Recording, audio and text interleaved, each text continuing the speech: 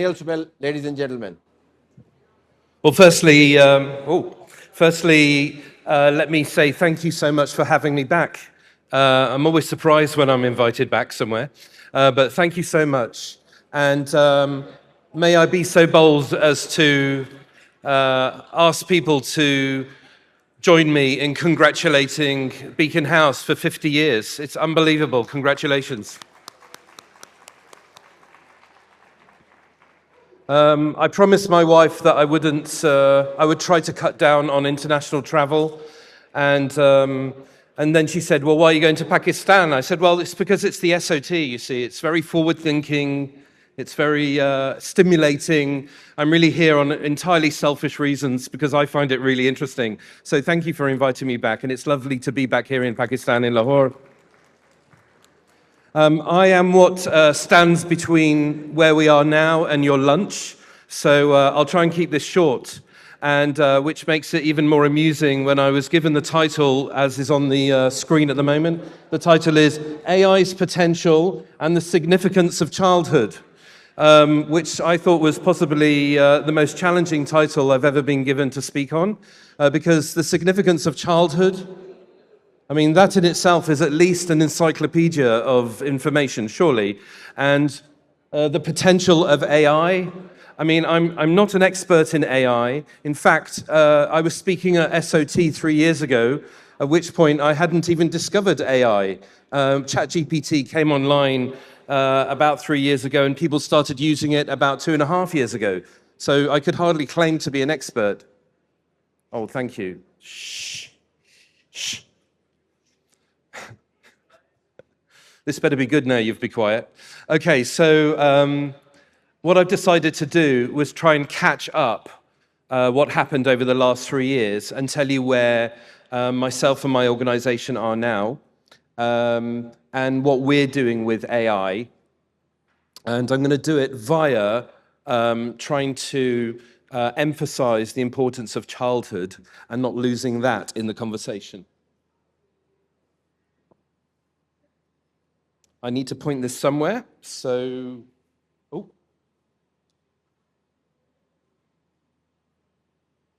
Soon after the last SOT, I held the Inclusive School Summit in UNESCO headquarters in Paris for about 1,000 people, with lots of education ministers. On stage here is the Global Inclusive School, the Global Inclusion Award winners from 70 different countries, including Pakistan.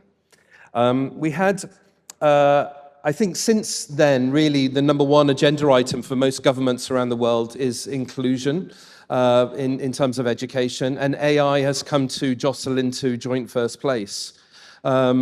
We've been very fortunate to do some events and planning with the G20 education ministers, with the Southeast Asia Ministries of Education, with the European Union, with UNESCO, as you can see, and also the United Nations.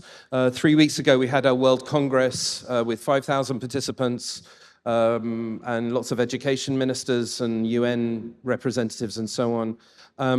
Let me just tell you something that inclusion, what I've tried to put into the agenda in all of those meetings is how to harness the digital world to maximize the outcomes for children.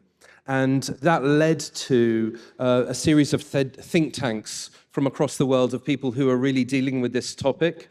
And those conversations led to the following book that we produced for the World Inclusion Congress.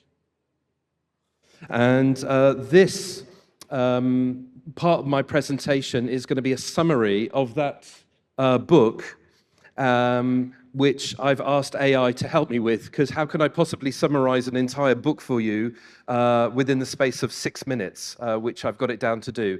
And not only that, it made a lovely video, so it'll be nice to listen to that. But before I do, I want to just engage your humanity with the following, which is a picture, which is a cut from the court case, which some parents took to ChatGPT.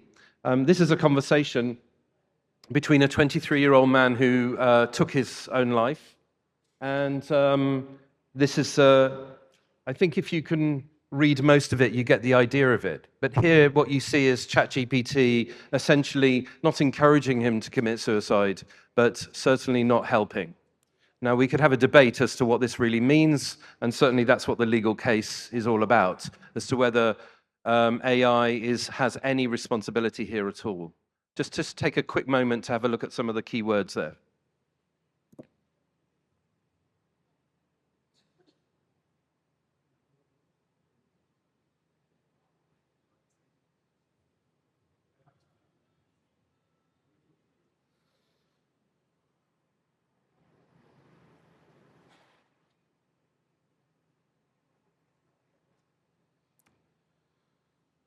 So I want to say something to you, which is I think that we are not there yet in leaving AI to our children, not yet. It doesn't mean to say we won't be. It doesn't mean to say that we shouldn't be fully embracing AI, which I want to, and then certainly my organization is doing so. But we're not there yet. The safety the safety rails, the guards around AI is not there yet. And if there is one message that I want two messages to come across from my talk. One is be careful to not, I would say, there's a phrase in England we use, don't throw the baby out with the bathwater. Yes, I don't know if that translates well into Pakistani English, but it means, let's not lose what we already have that is most precious to us, which is our children. I wrote I'll just ask the team just to bear, we're almost ready to play the video. Thank you. Sorry, we have a technical issue with the video. I decided to write my contribution to this global book that we produced was to try and answer the core question, which I as a parent want to know the answer to, which is, what do our children actually need? And what are the essential bits? And I thought I'm way too unintelligent to be able to answer this question myself. And so I decided to reach out to the great philosophers throughout time, religious texts, including the Quran, psychologists and art and literature, and over 100 different sources. And they all seem to be saying very similar themes. And the themes basically split into 5. And this is what children need. And instead of me trying to summarize 100 different sources and bore you with that, would take quite a few hours to read the whole thing. Instead of that, I asked Gemini LM. Are you familiar with Notebook LM? I put the information, so this is my chapters, into there, and I said, please make a really interesting video for me, and it did it like that. I think it maybe took a minute and a half, and I thought, okay, yeah, that's probably quite good. All right, so are we ready to hit play? Thank you so much.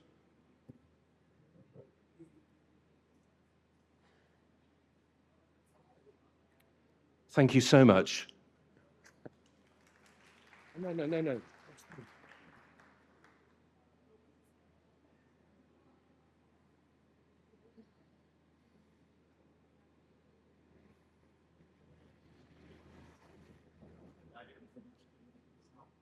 Sound?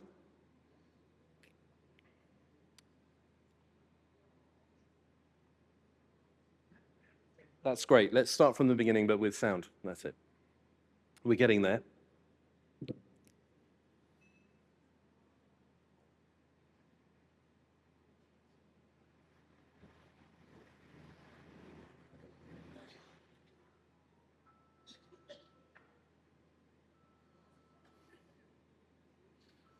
This is lunch delay. That's what this is.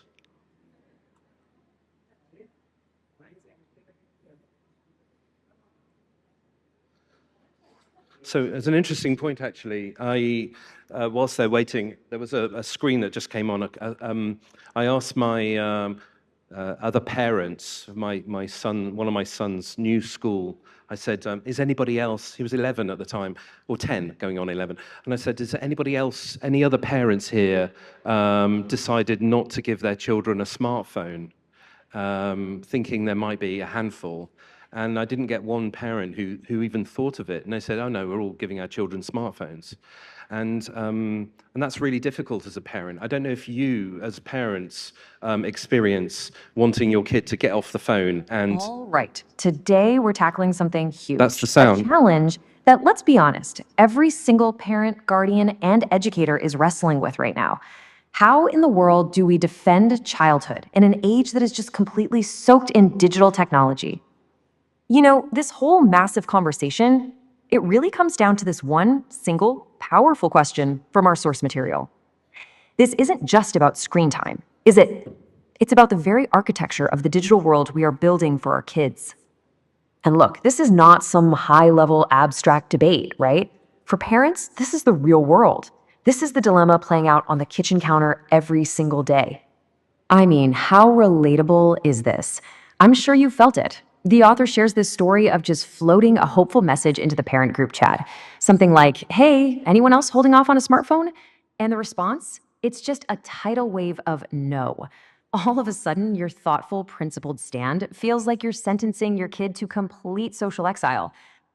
And this is what we're told is the new normal we just have to accept. It's a world cooked up not by people who understand child development, but by tech giants who are, as the source puts it, basically Vegas casinos dressed up as apps. And suddenly, the weird thing to do is to be the one person who says, hang on a minute, maybe not. Okay, so all this anxiety, it's just exhausting, isn't it? So what if we flipped the script? Instead of just making a giant list of everything to avoid, what if we focused on what children actually need to truly thrive? And this is such a critical shift in thinking, right? It's about moving away from this endless, guilt-ridden list of digital don'ts and moving toward a positive, constructive framework that's actually built around the core psychological needs of a child. It's about knowing what the good stuff is, not just the bad. So, to do that, our source material lays out this brilliant new map, a way to actually understand the essential components of a healthy childhood. It's called the 5 realms. Let's dive in. So think of these 5 realms like essential tiles in a mosaic. Each one is a core experience, from physical well-being to finding their voice, that every kid needs to build a complete picture of a healthy childhood. And of course, they all overlap and connect with each other. Okay, this slide is really cool because it shows how this all connects. If you think about the basic stuff kids need, health, love, play, as the what, well, the 5 realms are the how. They give us a much deeper, richer language for understanding how those needs are actually met in real life. All right, let's start with realm 1, embodiment. A huge concept here is something called co-regulation. You can't just tell a kid to calm down and expect it to work. We actually calm them down by lending them our calm nervous system. Through a hug, our tone of voice, just being there. It's not a behavior problem, it's a biological event. Now, for realm 2, relationality. This quote from Martin Buber just hits the nail on the head. All real living is meeting. A child truly becomes themselves when they are seen, really seen, by someone else. It's about that deep recognition, that feeling of being held in someone's mind with real care. That's how we are seen into being. Oh, and for realm 3, presence and play, this idea from Vygotsky is a total game changer. It reminds us that play isn't just a silly distraction. It's actually the place where a child stretches into their future self, where they rehearse abilities they don't even have yet. It is literally a laboratory of thought. And this is a perfect way to think about realm 4, meaning and voice. When a kid tells you some long, rambling story or shouts, "That's not fair," they're not just communicating. They are actively, in that moment, building who they are sentence by sentence. They're practicing freedom. And finally, we get to realm 5, safety and becoming. And I absolutely love this metaphor. It's like Ariadne's thread in the labyrinth. Safety isn't about avoiding the maze of growing up. It's that invisible promise, that thread, that lets a child explore, take risks, and find their own way, because they know they won't be abandoned if they get lost. Okay, so now we have our 5 realms, right? This is the blueprint for healthy childhood. So what happens when that blueprint slams right into the world of digital design? And here's the first point of impact. A child's body needs rhythm. It needs cycles of running and resting, of deep focus and letting go. But digital design, it's like a bulldozer to those rhythms. Endless scrolls, constant notifications, it just flattens time. leaving kids feeling restless in their bodies and totally wired in their brains. Next up, you have this deep, fundamental human need to be seen, and it collides with the incredibly shallow economy of likes. A child's worth is not a number, but these platforms reduce their very identity to a metric, trading the warmth of a real-life gaze for the cold, empty validation of a dashboard. Think about it. Real play is expansive, it's creative, it's liberating. But so many apps and games, they're not really designed for play at all. They're designed with addictive, engineered reward loops specifically to harvest attention. They leave a child feeling drained, not energized. And what about a child's voice? That unique, authentic, developing voice, it just gets flattened by platforms that reward sameness. Nuance gets lost to an emoji. Complex stories get squeezed into 15-second clips. The system doesn't reward authenticity, it rewards speed and imitation. So when you start seeing all these collisions, one after another, it becomes crystal clear. This is not just some personal parenting struggle anymore. This is a public fight, a fight for the future of childhood. And here's the crucial point. Leaving individual parents to fight against these billion-dollar industries engineered to hook their kids, that is not a fair fight. The source has a name for this. It's not parenting paranoia. It's a design crime. And listen, the solution isn't to just bury parents in more complicated control menus. The real solution is public accountability. It means actually passing laws that force tech to bend to children's needs, not the other way around. I mean, we regulate car seats and playgrounds, right? This is no different. I mean, let's just be absolutely clear about what we're talking about here. A child's fundamental need for rhythm, for recognition, for play, for voice, and for safety, those things are not negotiable. Their imagination, their attention, their very development should not be raw material for someone else's profit. And so this is the question that leaves us with. It's right there in front of us. We know what children need. And we can see, plain as day, how digital design often works against those needs. This isn't an individual problem to solve. It's a collective responsibility. So, who will defend it?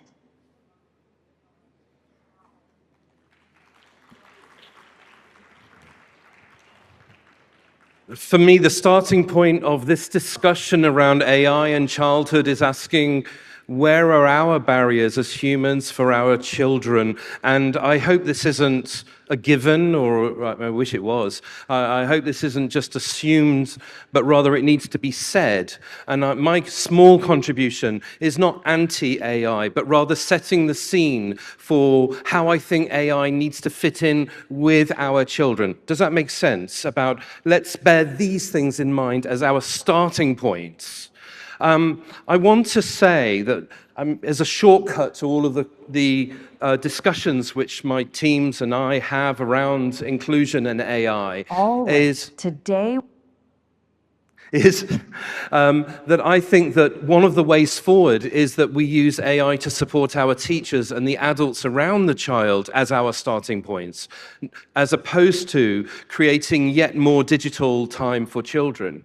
This way, we can free up the adults around the child to interface with the children, and I'm going to show you 4 ways in which we're doing that around the world. This is a summary of the video which we've... it's nice what AI can do. That's beautiful, I thought. Beautiful.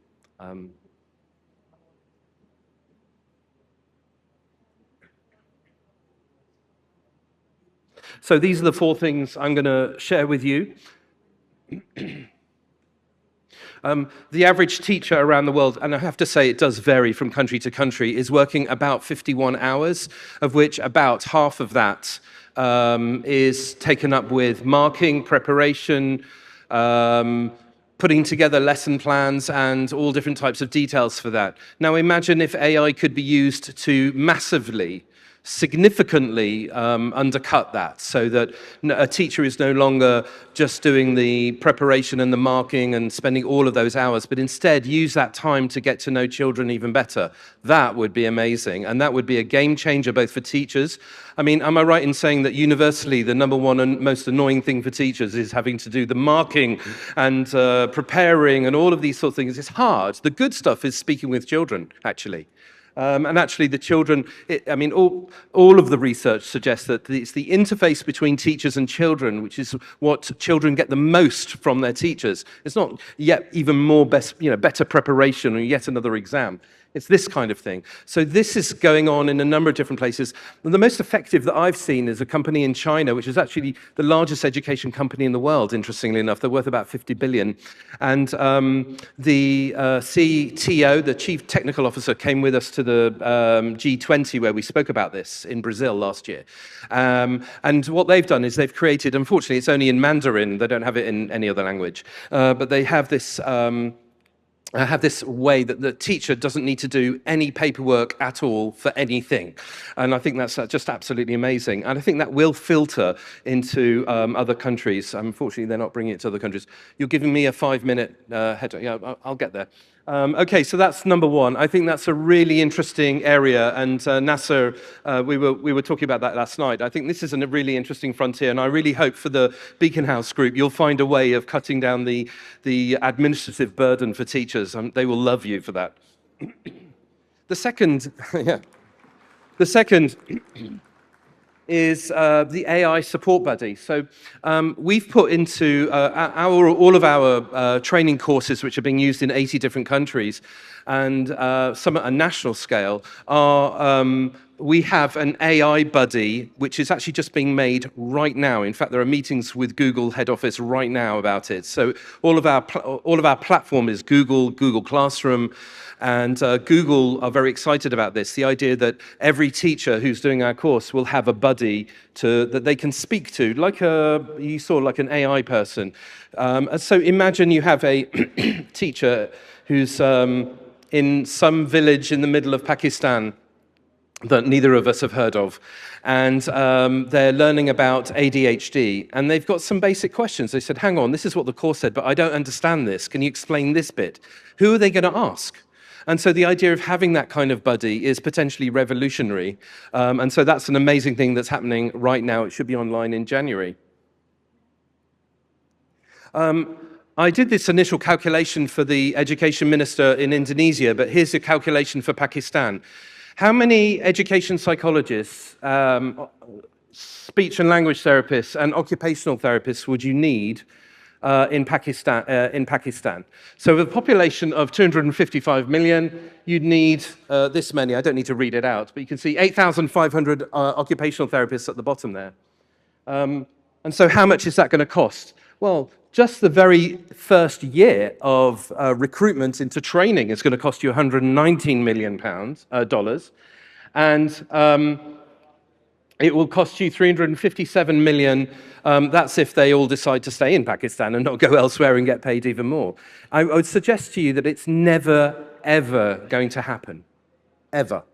And so there needs to be a solution, and the solution is that, and this is the one that we're working on at the moment with Google, and it's almost ready, which is that you can speak to a bot on your phone, and in that bot is all of the advice that myself and my team and all of the experts that we're involved with have inputted into answering all of parents' and teachers' questions about their concerns for their children, of putting in, thousands of books and papers from education psychology research and so on and so forth. And so now you can ask this AI bot, hey, I'm worried about my child. It seems like they have no friends. What do I do? Yeah? And for the first time, we should be able to make advice and support for countries all over the world in any language at almost cost, at minimum cost. It's never been done before. And without AI, we couldn't do that. But don't you think that's absolutely unbelievable? Next. This is really cool. The idea of imagine your child is using a laptop, and as they are typing, the laptop spots all different types of learning that the child is doing, whether they're dyslexic, whether they have speech and language issues, whether there is autistic spectrum stuff that you can indicate. Now, this is early doors technology, but this is something we're developing at the moment as well. That's an amazing way. And the idea that the laptop should be able to automatically adjust in the moment to meet the child's needs is unbelievable. There are lots of different types of programs like this which are being evolved, but this is a really interesting frontier. Here in this session, we talked about what children need for a nourishing childhood, whether AI can help with any of that or not, and I suggested that the focus should really be on teachers. And the cutting-edge exploration of harnessing AI, we looked at a number of different examples. I'm just going to make sure I didn't miss one because I thought there were 4. AI-supported laptop, the idea of developing specialist services all over the world, AI-supported buddy, and the idea of transforming the admin for teachers. What was that? AI saving the teacher and adults around the child time so they can have more focus on the child. I hope that is one of the outcomes of this particular event. And here's that link to that book if you're at all interested in some of the research that was done from specialists around the world. I'm not sure what that noise is. I did ask AI what to say in this talk, and I thought I'd just show you. It said the following. And I don't agree with any of that, which is an example of how AI is not quite there yet in terms of innovative thinking and forward thinking. I just want to end by saying once again, thank you so much for having me. It's a pleasure to be here, and congratulations to you. Thank you.